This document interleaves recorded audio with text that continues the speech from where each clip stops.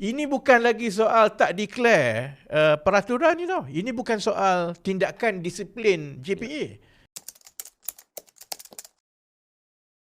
Kalau dia dengarlah nasihat-nasihat ini, dia akan memenuhi kehendak-kehendak 3 perkara tadi.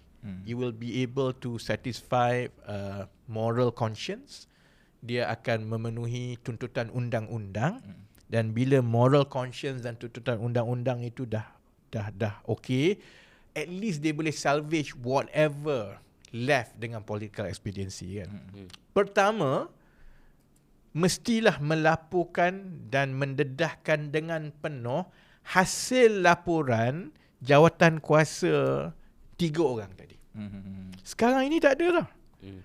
Kan? Sebab yang saya dengar, yang ini pendedahan. Okay. Yang saya dengar daripada Putrajaya sangat membimbangkan. Memang berlaku pelanggaran peraturan, maksudnya pembelian saham-saham yang dibuat oleh Tan Sri Azam Baki tanpa mengikut peraturan dan tidak diisytiharkan. Okey ya. Yang kita dah tahu hanya ada 2 lah, iaitu Velocity Capital dengan Awam Biru. Yang saya dapat maklumat daripada Putrajaya, pembelian saham itu melibatkan dalam 9 syarikat. Berapa tu? 9 syarikat.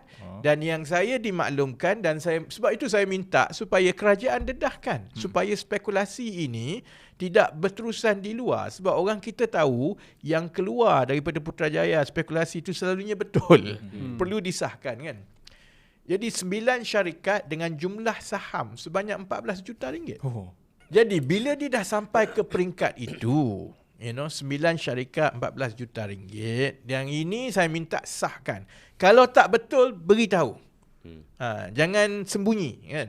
Kalau salah, beritahu. Saya minta maaf kalau benda tu salah, bukan 14 juta ringgit. 9 syarikat, bukan 9 syarikat. Sebab itu jangan sembunyi, you beritahu terus kan. Sebabnya, bila dia dah melibatkan 9 syarikat dan 14 juta ringgit, ini bukan lagi soal tak declare peraturan ni tau. Ini bukan soal tindakan disiplin JPA.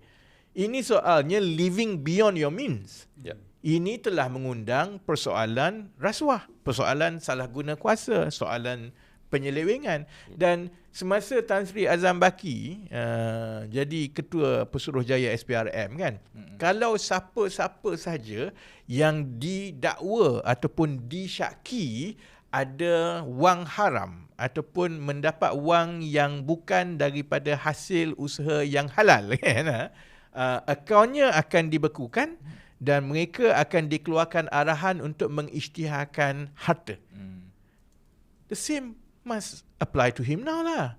Maksudnya dia kena buktikan isytiharkan harta. Macam mana you dapat 14 juta ringgit itu? Kalau berita-berita yang keluar daripada Putrajaya itu betul lah, 9 syarikat saham jumlahnya 14 juta kan. Itu soal pemilikan saham saja tau. Itu baru satu. Yang kedua ialah soal corporate mafia tadi, macam yang kita ulas dalam yang sebelumnya.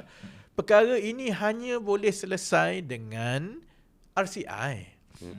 Kerana nak kata PDRM, nak siasat SPRM, kalau ikut berita CNA, PDRM pun sama naik juga.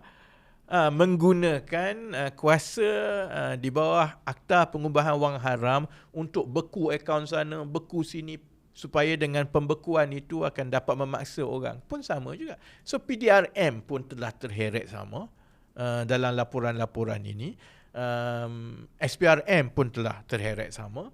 Jadi kalau kita kata seperti pengumuman kerajaan sebelum ini, agensi kerajaan penguatkuasa akan terus menyiasat, ni siasat kawan-kawan sama tak menjadilah. They have to cover their back lah. Kerana yang dituduh sekarang ini ialah SPRM dan juga PDRM. So only RCI yang diketuai oleh bekas-bekas hakim yang berpengaruh dan berpengalaman, yang itu saya rasa kalau kita perlu turun berdemonstrasi, we should. Kan? Dan saya baca kenyataan Lok kata akan terus tekan. But time is of the essence lah. Kalau contohnya masih lagi tak berlaku kan. Jadi akhirnya yang akan jadi defensif itu ialah DAP lah.